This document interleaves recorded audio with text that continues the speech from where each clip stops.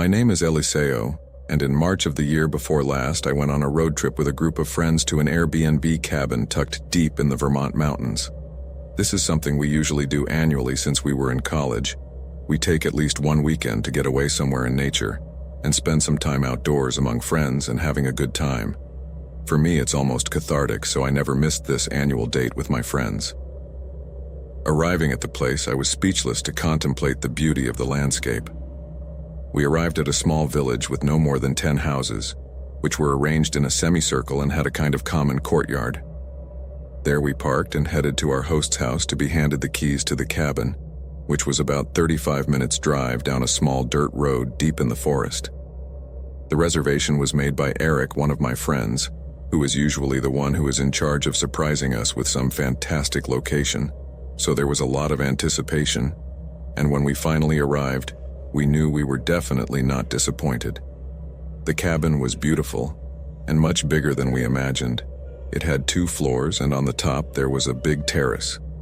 But the most impressive thing about it is that, according to what our host told us, it was built more than 100 years ago, something really impressive considering the good condition it was in. The first thing that came to my mind was how much history is behind those walls.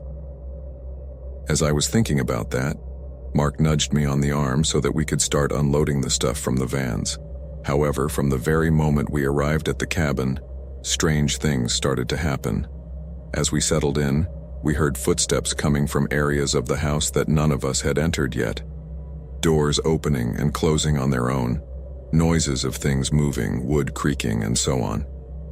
We tried not to think too much about it, assuming it was wind or drafts. After all, the house was old, and although it was fairly well kept, it probably had its hidden flaws. It's normal. After all, we had the doors open carrying stuff from our cars, and that made the wind come into the house and move things around. And if it wasn't that, maybe it was some animals on the roof or something. Later that night, we were all smoking and drinking on the terrace like a bunch of teenagers at a high school camp. But in reality, we were a group of middle-aged, married friends with kids that we decided to leave at home for a couple of days to give ourselves a well-deserved getaway after a lot of work. However, that's when things got even more interesting. While we were all on the terrace, we started to hear several doors slamming shut in the downstairs part of the house and what sounded like mumbling coming from the empty rooms, and even footsteps going up and down the stairs. Now we were starting to get a little scared, but again we tried to explain. Maybe we were hearing other people in nearby cabins. We knew they were there because we had seen them leave earlier and had passed their cabins on the way to ours, but of course these were a significant distance away, but we thought they were probably echoing in the house due to wind action. The next day we decided to go out and do some hiking and explore the area and take pictures of the beautiful scenery, but before we left I decided to take a picture of the cabin. I didn't pay much attention to it at the time as my friends started calling me to start hiking. I could not explain why, but that morning I felt a strange vibe, as if something in the house was out of place. That is, there was nothing out of the ordinary, but simply the energy was different. Now that my friends had gone ahead in the walk and I was alone in front of the cabin, I could feel a kind of darkness or oppression that I would not know how to explain, but it was something gloomy. Very close to the place there was a small river, and after walking, exploring the area and taking many pictures, we decided to go to cool off for a while, and we got into the water. We had a great time there. But at one point, Christian, another one of my companions, came out of the water to relieve himself in the forest. We joked a lot about it, as this guy always had a big problem with his loose bowels, and every year it was the same thing. He always had to go to the bathroom every now and then. However, it was here when the first really disturbing event happened. Several minutes passed and Christian didn't come back. We thought that maybe the activity had been a little bit prolonged, but when 25 minutes had passed and he didn't come back, we all started to worry. We were getting ready to go back and we were just waiting for him, so Eric and I decided to go into the forest to look for him. However, no matter how much we shouted, he didn't answer. He didn't seem to be around.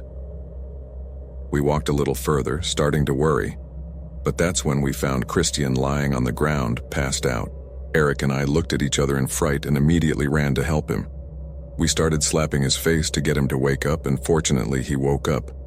but he seemed completely terrified and looked around frantically asking for the lumberjack. Eric and I looked at him completely strangely and asked him which lumberjack he was talking about. He was very agitated and was touching his head as if looking for something. He was behaving in a very strange way and he was really scaring us. So I put my hands on his shoulders to make him stay still for a moment, and I asked him, looking him in the eyes and speaking slowly, "What happened to you?" Christian took a deep breath and then told us that when he was getting ready to go back, he heard behind him the voice of a man calling his name. When he turned around, he found himself face to face with a man of about 60 years old with a plaid shirt, mustache, and very white hair, who had an axe in his hand and an angry look. But before he could say anything, the man raised the axe and buried it in his head, and it was there when he lost consciousness. Eric and I gave each other a look, and after a couple of minutes of silence, Eric cleared his throat and said to the still shocked Chris, "Dude, I don't know if you noticed, but your head is intact. There is not a drop of blood anywhere. And what is even more important, you are alive. I mean, if you had been really axed in the head, we wouldn't be here talking to us and without a scratch. How much beer did you drink?" Christian was still in shock and shook his head as if he was very confused and bewildered. "I don't get it. It was real. I swear it was real." After that, Eric and I sent our friend and took him back with the rest. He repeated the story in front of our companions, and they came up with the same reaction as us. It was about 3 o'clock in the afternoon at that time, and we had practically not eaten, and we had not eaten anything since the morning. So Berta, who was a nurse, explained to him that he had probably had a small hypoglycemic shock, and probably the whole thing about the woodcutter and the axe was the product of a delirium. That explanation sounded much more logical, so we all accepted it, and of course we gave Chris a bunch of cookies just in case, but he still looked very puzzled. After that, we made some sandwiches, ate, and continued touring the area for a couple more hours, until finally the evening started to fall and we decided to go back to the cabin. A few hours later, we were gathered on the deck smoking and drinking some beers again, and I started showing my buddies the pictures I had taken. We were laughing a little at the angles at which I had photographed them, as several of the pictures were taken on purpose when they were unsuspecting. But as I slid my finger down the gallery, I came to just the first picture I had taken that day, the one taken of the empty cabin before I left that morning. I paused on them for a moment and then slid to the next one, but then Chris shouted at me, "Wait!" I immediately turned and looked at him, then he said, Go back to the previous picture." I said nothing and just slid back to the previous picture. He opened his eyes wide and pointed to a spot on the picture, saying, "That's him." At that point, we all looked at each other, and then at the photo, and that's when I realized that there was something in it that I hadn't noticed, and that wasn't there when I took the photo. In one of the upper windows of the cabin, you could faintly see a figure standing there and looking directly into the camera. It was almost imperceptible to the naked eye, but when I zoomed in on the photo, I could see it more clearly. It was an older man with a mustache and white hair, wearing a red plaid shirt and holding something over his shoulder, an axe. At that moment, all the jaws dropped to the floor and there was absolute silence in the place. But this was interrupted a couple of seconds later by a chilling scream. It came from the first floor, and we all immediately ran downstairs, and when we got there, we found Berta standing in the kitchen doorway staring at the window, paralyzed with panic. We asked her what was wrong, but she didn't answer. She just pointed her finger towards the window, and when we looked there, we couldn't believe it. There was the man staring at us from the darkness and holding his axe tightly. I was about to dial 911, except for what happened next. The man on the other side was about 10 feet away from the window, which was wide and clearly visible from the waist up.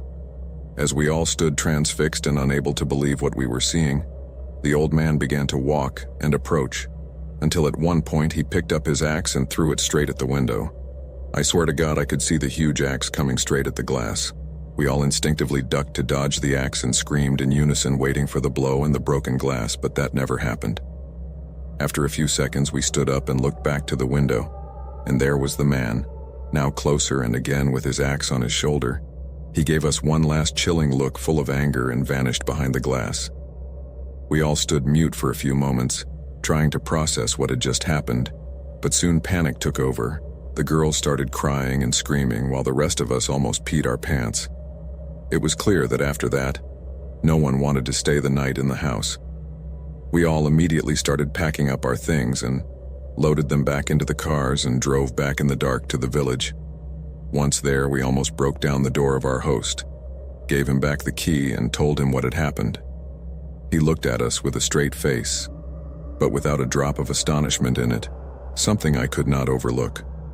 That night, we spread out our tents, which we had reserved to spend our last night in the forest, but ended up pitching them in the small joint courtyard of the village and sleeping there.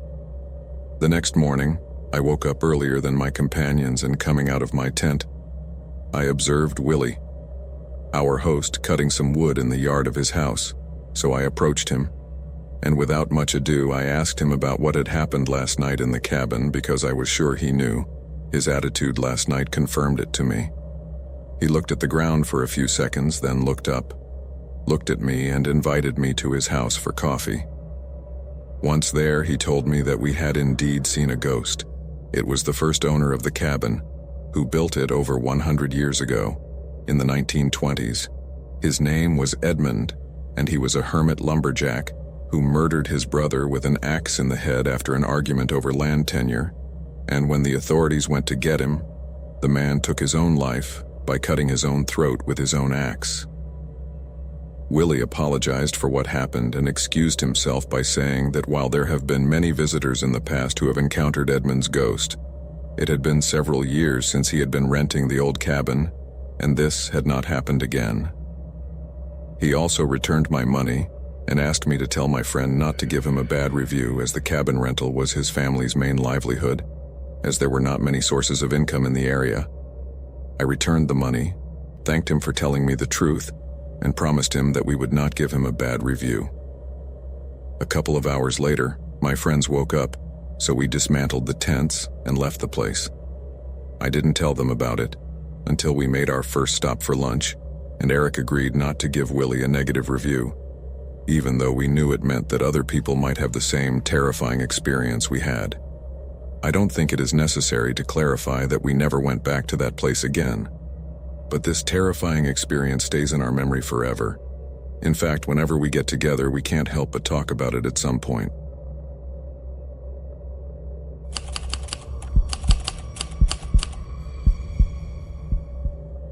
In the mid-1990s, my husband and I decided to buy a cabin that was located deep in the mountains of Maine. We had traveled there on our second wedding anniversary, and from that moment on, we fell deeply in love with that beautiful place. So when we learned that one of the locals wanted to sell his old cabin, we jumped at the chance to buy it from him. Since then, it had become our little refuge whenever we wanted to get away from the hustle and bustle of the city and the stress of work. My husband and I traveled at least once a year to Maine to spend time in our little cabin, and truly every day we spent there was wonderful. Stuart and I never had children, even though we tried in many ways, but it just wasn't granted, so it was always just him and me. However, 10 years ago, Stuart became ill with cancer. This was a very aggressive pancreatic cancer, but still he fought until the last moment. Sadly, the disease won his battle 8 years ago, a 4th of March that I will always remember as the saddest and most desolate day of my life, the day I lost the only great love I ever had. Since that cabin deep in the mountains was our special place, it also became my refuge in the midst of that painful moment. Before he died, he made me promise never to sell it, and for me, the promise was not needed, as I would never have sold that place for all the gold in the world. Instead, I stayed there for almost a year after he passed away. I left behind my old job, my house in the city, my family, my neighbors, and simply gathered everything I had in our savings and decided to take refuge in the quiet of the forest and the peace of the memories of that place, until I felt whole enough to return to my life and civilization. The cabin was quite far from the nearest town. It was about 40 minutes to get there by car on a small stone path that my husband and I built, as the previous one was only dirt and used to get slippery when it rained.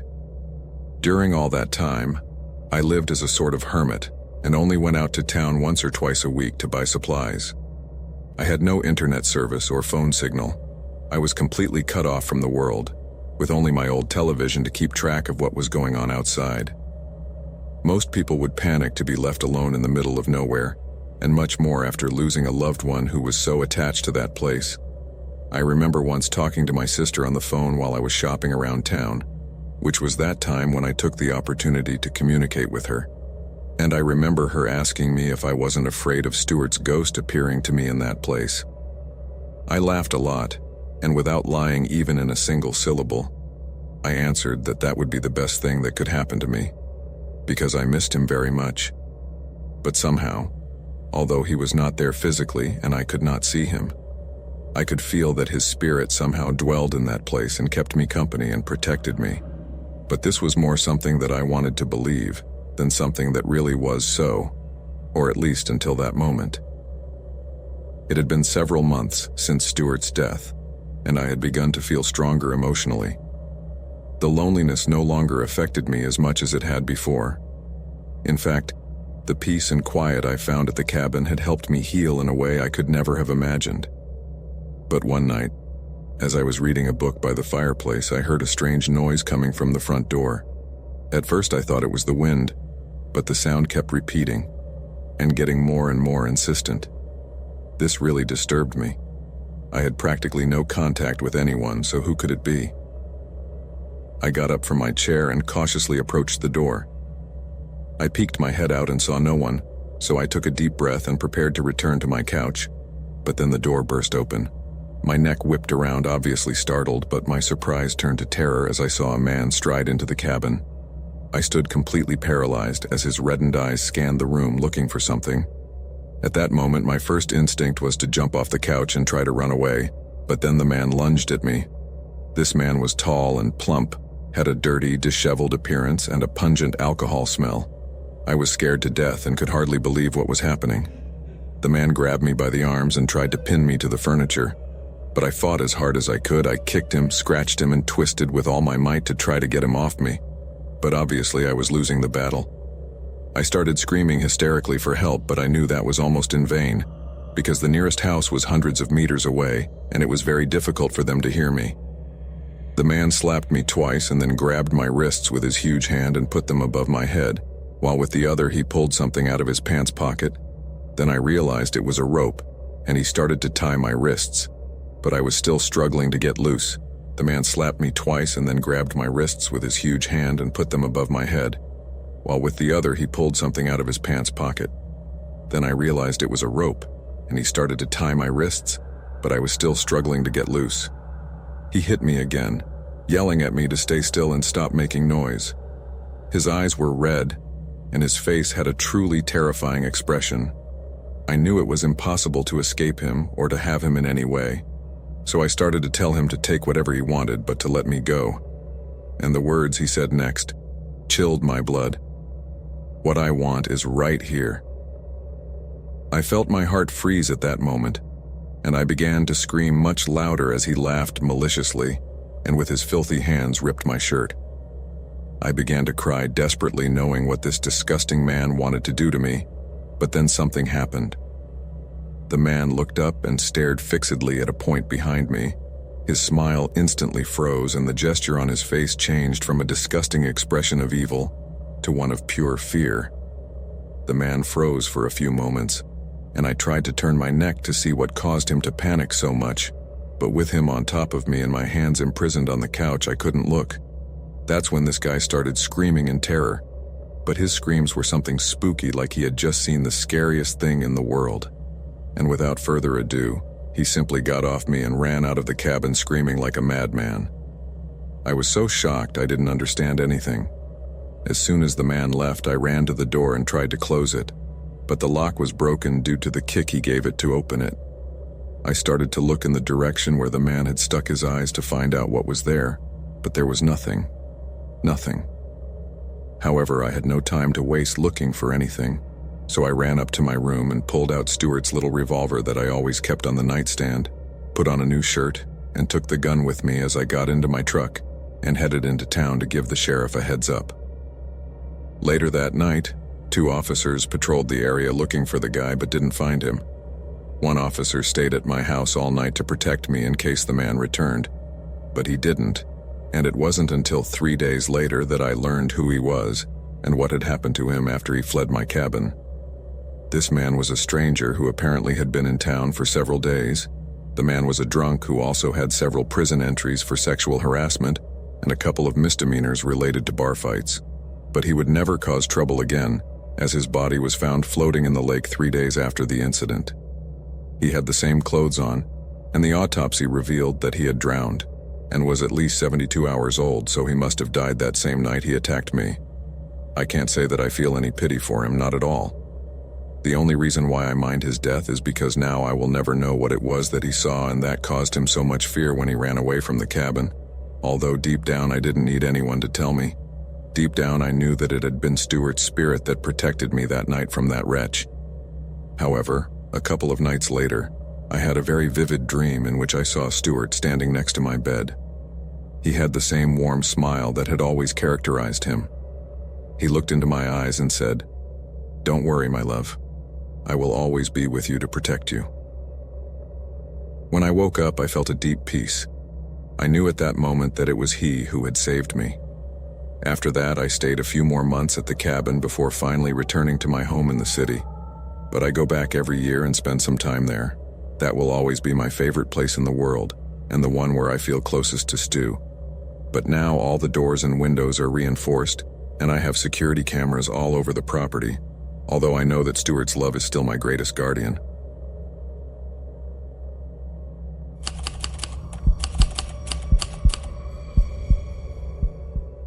My parents were always big nature lovers and dreamed of a life in the country, so when I was 10 years old, my father purchased a parcel of about 30 acres in the interior of a mountain. I will always remember the day my dad first took me to see the property. I was like a kid with a new toy, and all I could think about was that it was the most isolated place I had ever been in my entire life. There was literally nothing but land and forest for miles around. We didn't have a single neighbor for approximately 25 miles.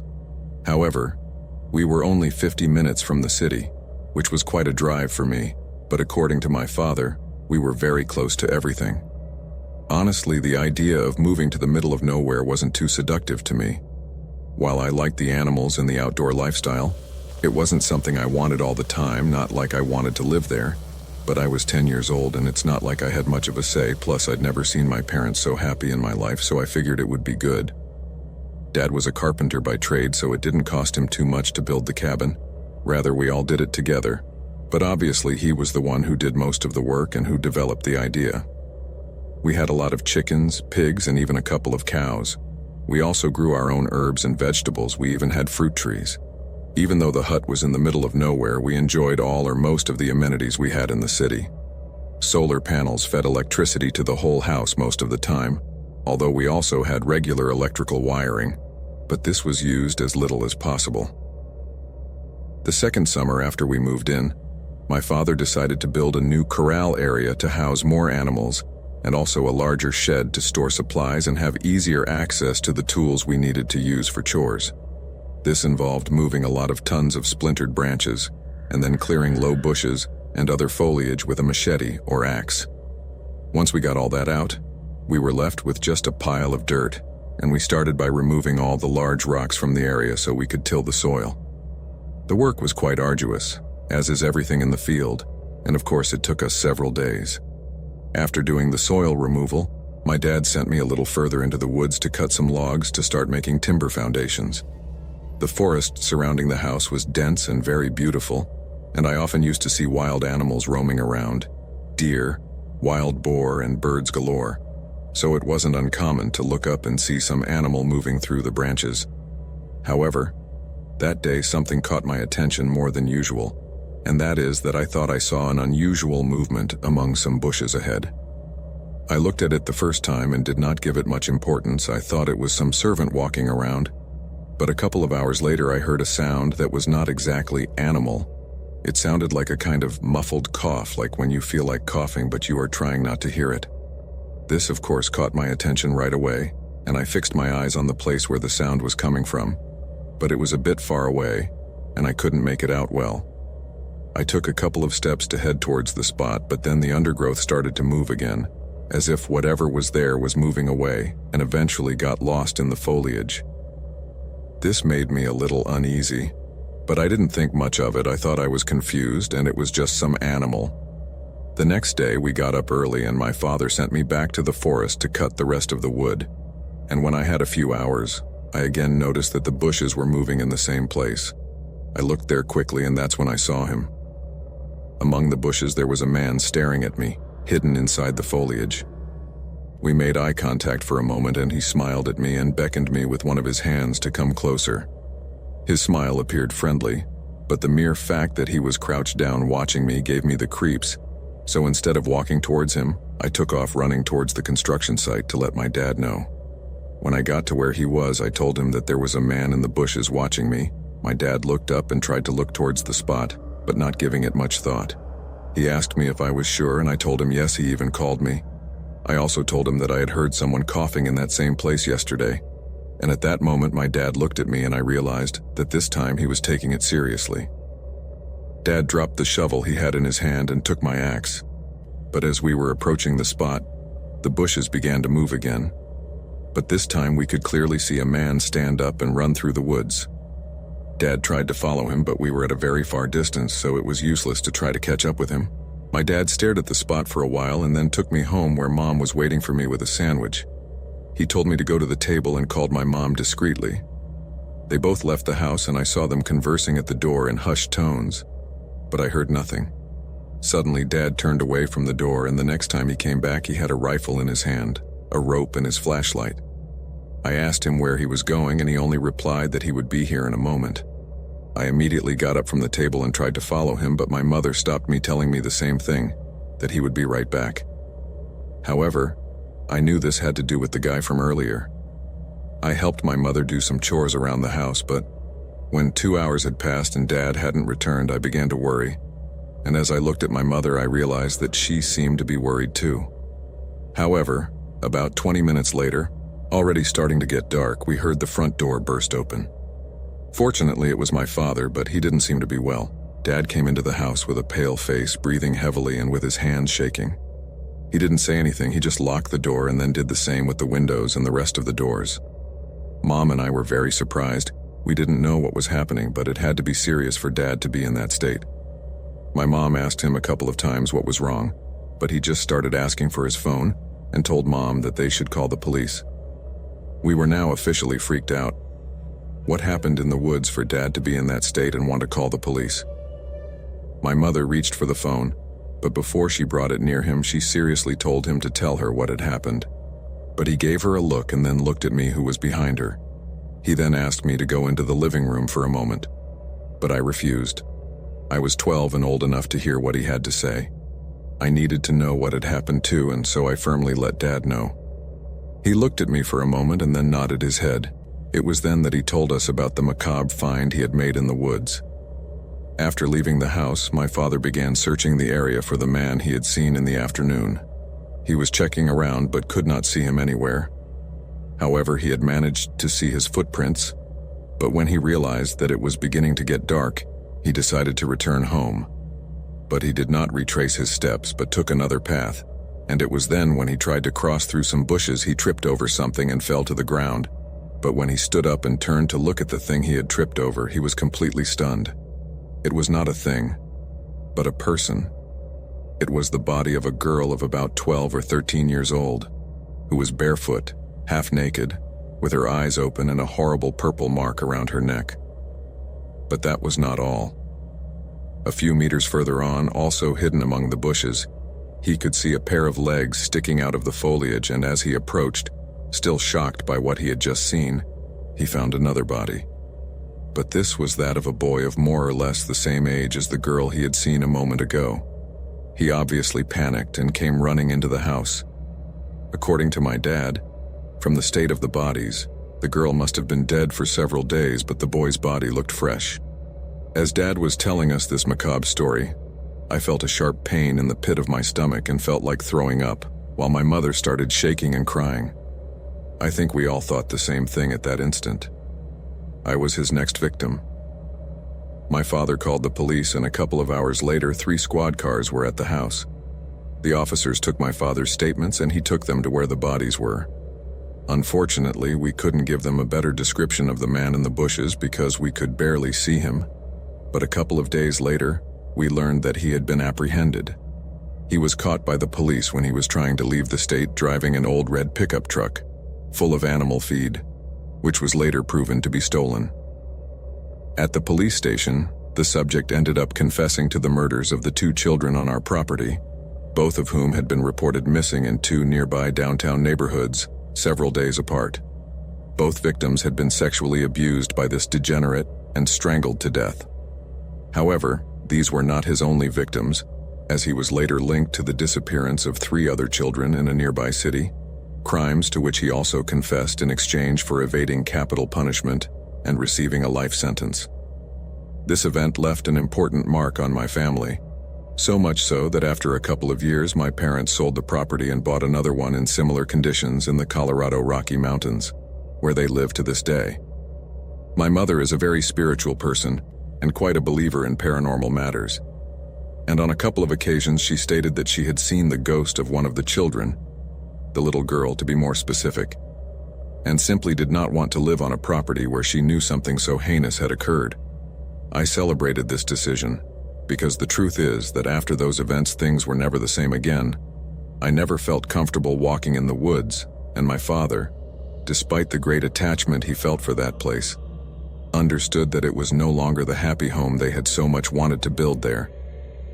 Looking back, I realize how close I came to having been a victim of this nasty predator, but I always wondered why it didn't attack me. And the only answer that comes to my mind is that maybe it didn't because I had an axe in my hand, and most likely I would have defended myself with it. He was probably waiting for a moment of carelessness to attack me, but fortunately that didn't happen.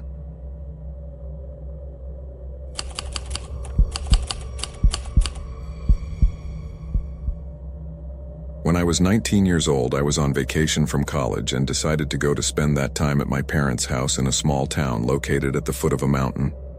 I had been there for several weeks, and at that time they went to the city to visit my brother. But I was in a stage of anguish in which I just wanted to be alone, and my parents' house in the middle of nowhere was perfect for that.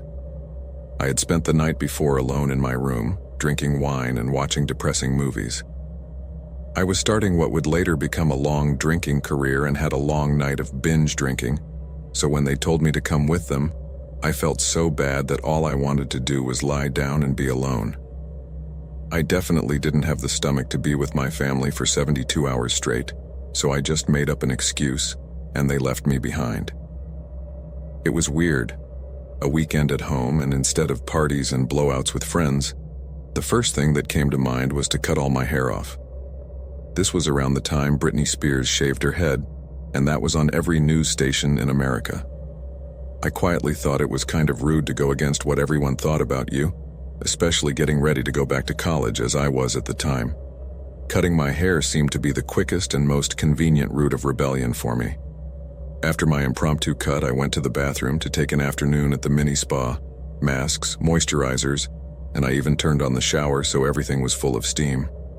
After an hour of lounging in the bathroom and cleaning all my hair, I stepped out into the hallway naked, just like the day I was born.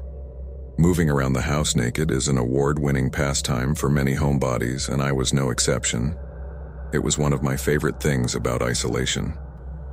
I went into the kitchen to get a snack, but I was completely baffled when I look out the window and see a note stuck there that just looked weird to me. I don't think I remember my parents leaving me a note at first glance, let alone on the window, on the fridge anyway. I recognized right away that it wasn't in either of their handwriting. This one said, "I was going to leave you a letter, but I see you're still here." My blood froze as I read this. You're still here? Who the hell wrote this? At that moment I could feel the water dripping down my back and reminding me that I am without clothes, standing and half in the kitchen in front of a window with no curtains. Not that I have too many neighbors nearby, but if someone is out there, they sure are watching me. I immediately run to my room to put on some clothes. I'd rather get killed than run naked into the street. But when I walk into my room, I found my heart freeze at the sight of a tall man with blonde hair and dark clothes standing right next to my bed. And the moment he saw me walk in, a smile spread across his face from ear to ear, and it's the creepiest thing I've ever seen in my life. All I could do is scream, "Help!" They want to kill me, at the top of my lungs. Then his smile faded completely, and his eyes went wide. He then extended his palms towards me as if apologizing while shaking his head. That's when I recognized him. This weird guy is the guy I dated my freshman year. We went together for about 3 weeks before he ran away from home and disappeared for months. Last I heard, he suffered from a mental illness and couldn't get off his medication, which he had done a week before his disappearance. But after that, I moved out of town to attend college and didn't hear from him again until several months later, when I was told that his parents had found him living among homeless people at a train station. Obviously, this was not the best reference of his person that I could have, but now he was here and just stood smiling in my room and looking at me. While I was still stiff as a statue, he reached back, grabbed my clothes from the bed, and then handed them to me. After that, I started getting dressed in the most awkward situation you could possibly imagine. He didn't even act like I was doing anything wrong, which was creepy but also a comfort, because his attitude was like a little kid or something. He made me sit on the bed after getting dressed, and all he did was run his hand over my hairy head and laugh at that. He didn't do anything weird or violent. He didn't threaten me or hurt me. He didn't do anything but barge into my house. He heard I was moving out and wanted to see me before I left. That's what he told me. He said he had been thinking a lot about the past and that freshman year was his favorite. We weren't together very long, but I kept a special memory of him, because now that I thought about it, he was always very kind and sweet to me. But after what I was told, I thought he had just lost his mind and become a weirdo. But clearly, I was being judgmental. I talked for a couple of hours with him sitting on my bed and then he left. I never saw him again. But a couple of years later, I heard that he was completely institutionalized for schizophrenia. This made me feel pretty bad for him, because I know it must not be easy to struggle with mental illness. But I also wondered, how long had he been in my house without me knowing that day? And worse, could he have hurt me? Honestly, I have no idea what might have happened under other circumstances, but that day his attitude toward me was quite sweet and kind, as it had always been. However, that doesn't erase that it was a very bizarre and creepy moment.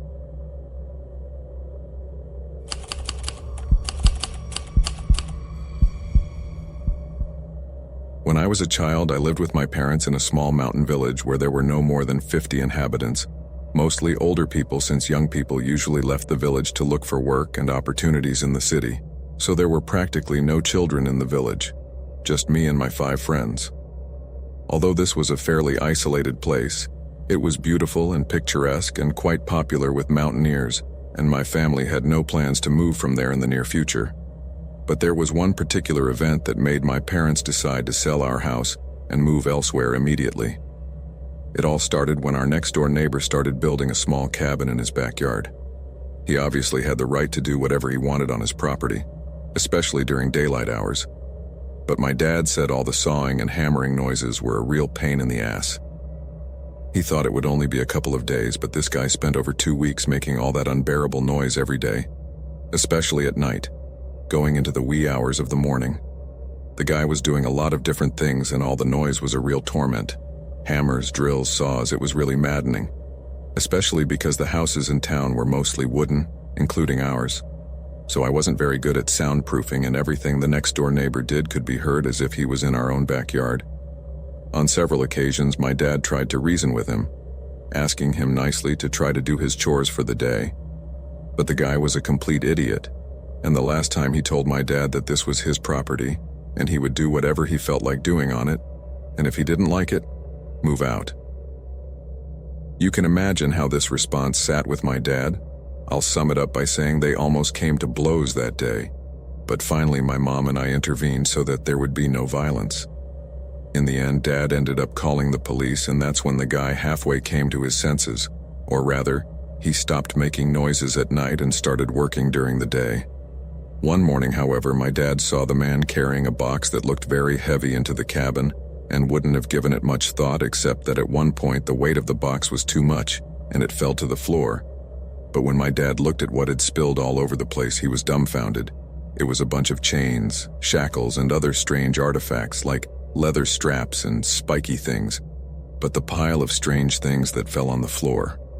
It was not the only suspicious thing, but in that instant the man began to look everywhere as if he was nervous and began to pick everything up quickly and put it back in the box, then looked up to our window, but my father ducked so as not to be seen. Then the neighbor took the box back and put it in the cabin, closing it with a big padlock. All this seemed very strange, and obviously did not go unnoticed in the eyes of Dad, who from that day on began to pay close attention to what was going on in the house next door. That's how he realized that the things that the neighbor was bringing to the cabin did not seem at all like the normal things you put in a house. That is, the man was not placing furniture, household utensils, but objects and artifacts that seemed to be taken out of a torture chamber. It was very disturbing. It should be noted that by that time the cabin had been built and the man visited it quite often, but for some reason we kept hearing the sound of hammers, saws, and objects being pounded in that place. But it had been quite a while since he had been seen carrying lumber or construction stuff, but just that kind of weird artifacts that gave a lot to think about. However, the matter reached its breaking point one night when, in addition to the hammering and the sound of some kind of drill, a loud scream was heard coming from inside the cabin.